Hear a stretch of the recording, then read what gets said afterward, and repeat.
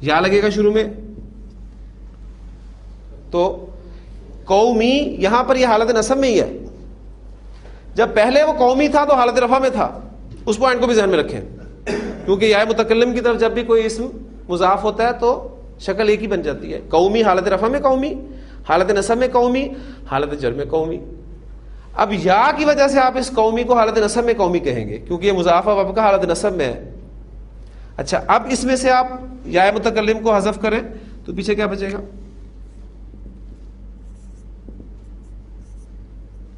یا قومی, اے میری قوم. اور بعد قرآن مجید میں اس کا رسم الخط جو ہے آپ کو اس طرح ملے گا, یا قومی. وَإِذْ قَالَ مُوسَىٰ لِقَوْمِهِ, اور جب کہا موسیٰ علیہ السلام نے اپنی قوم سے, یا قومی, اے میری قوم, لِمَ تُؤْذُونَنِی, تم مجھے کیوں اذیت دیتے ہو. تو وہاں آپ کو یہ اسلوب ملے گا یا قومی کے ساتھ. ایک مرکب اضافی کنسٹرکشن اور آپ کے سامنے رکھ دیتا ہوں. ہارون کی بہن,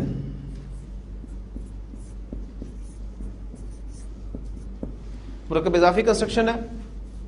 بہن اختن, ہارون آپ کا غیر منصرف اسم ہے. دونوں باتوں کو سامنے رکھتے ہوئے مضاف مضاف الیہ قواعد اپلائی کر کے بنائیں. کنسٹرکشن کیا بنے گی؟ اختو ہارونا, ہارون کی بہن. اس کے شروع میں یا حرف ندا داخل کریں. اختو کیا بن جائے گا؟ یا اختہ ہارون. تو مریم سلام علیہا جب آئی تھی اپنی قوم کے پاس, قالو کہنے لگے یا مریم. اب دیکھیں یا مریم, مریم غیر منصرف اسم ہے تو یا مریم, اے مریم, لقد جئتی شیئا فریا, تم نے بہت برا کام کیا ہے. یا اختہ ہارون, اے ہارون کی بہن, ما کان ابوک امرأ سوء ما کانت امک بغیہ, نہ تو تیرا باپ کوئی برا آدمی تھا اور نہ تیری ماں کوئی بد کردار عورت تھی.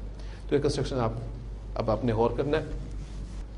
حروف ندا کے لیے ایک حرف اور استعمال ہوتا ہے, وہ بھی چونکہ استعمال آپ اکثر اسے استعمال کرتے ہیں, اس حوالے سے اس کو بیان کرنا ضروری ہے. میم مشدد,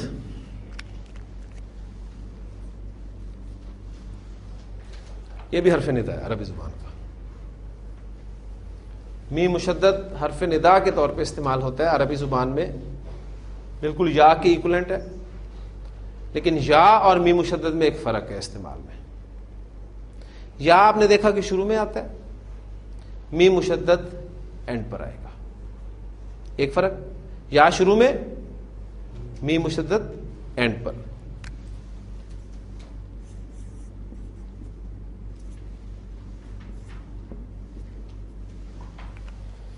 یا اللہ,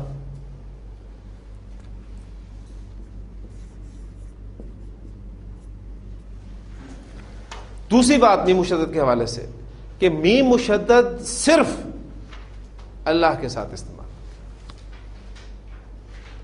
یا شروع میں, میم آخر میں, اور میم مشدد کا استعمال صرف اللہ کے ساتھ اور کسی کے ساتھ نہیں.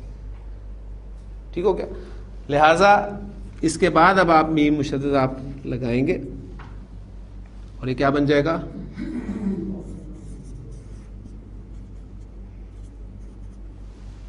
اب شد والا حرف ہے, اس سے پیچھے پیش ہے یا زبر ہے تو پھر اسے بھی زبر دی جاتی ہے.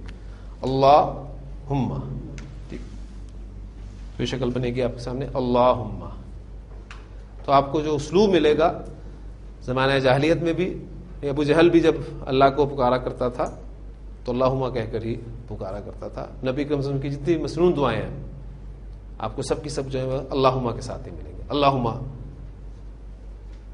لا مانع لما اعطیت ولا موطع لما منعت ولا ينفع ذا الجد منک الجد. بڑی خوبصورت دعا ہے, اللہ تعالیٰ نے زبان سے ادا کر دی, اور اس میں وہ اسلوب جو ابھی ہم پڑھ کر ہٹے ہیں اس کو آپ نے پہچاننے کی کوشش کرنی ہے. اس کے بعد انشاءاللہ تعالیٰ ہمارا یہ ٹاپک ختم ہو جائے گا.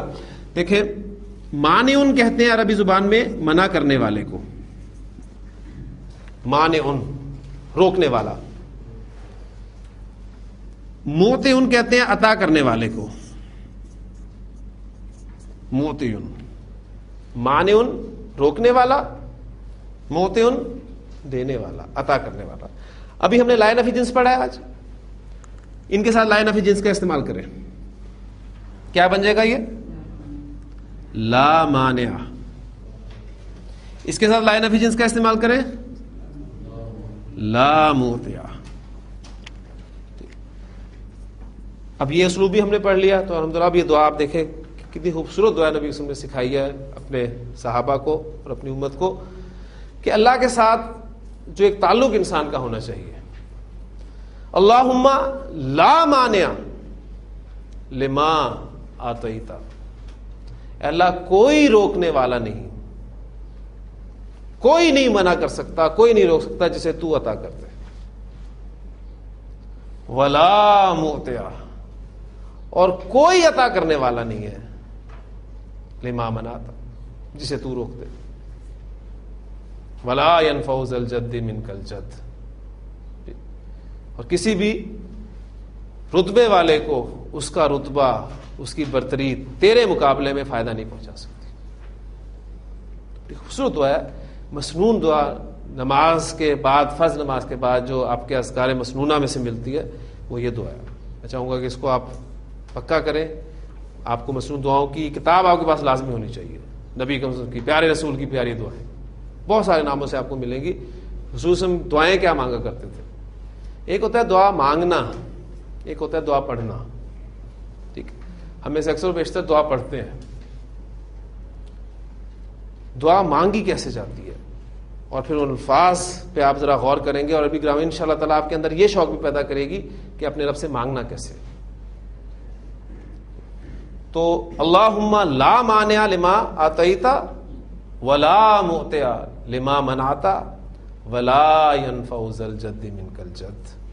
تو یہ دعا ہے، مثلا چھوٹی سی دعا ہے، میں سمجھتا ہوں کہ آپ کو یہ یاد ہونی چاہیے. ایک انسٹرکشن آپ کا ہوم ورک ہے چھوٹا سا، وہ آپ نے یا کے اعتبار سے کر کے آنا ہے. پھر آپ کے سامنے وہ بھی حصہ کھلے گا انشاءاللہ تعالی. اے اسرائیل کے بیٹو، ایک کنسٹرکشن ہو گیا آپ کی. اسے آپ کوشش کریں.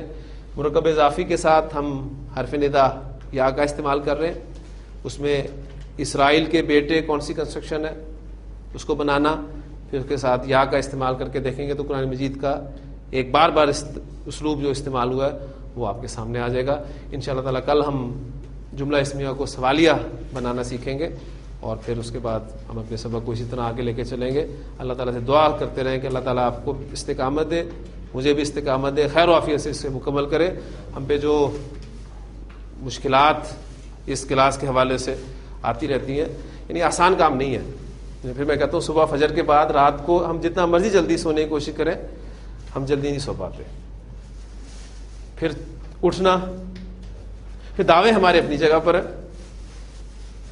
ٹھیک ہے، تو وہ اقبال، واقعی اقبال ہے، بڑی پیاری انہوں نے بات کی تھی کہ کس قدر تم پہ گراں صبح کی بیداری ہے، ہم سے کب پیار ہے، ہاں نیند تمہیں پیاری ہے. تو اللہ تعالیٰ سے دعا کرتے رہیں کہ ربی یسر ولا تعسر وتمم بالخیر. سبحانک اللہم و بحمدک، نشہد ان لا الہ الا انت، نستغفرک ونتوب الیک.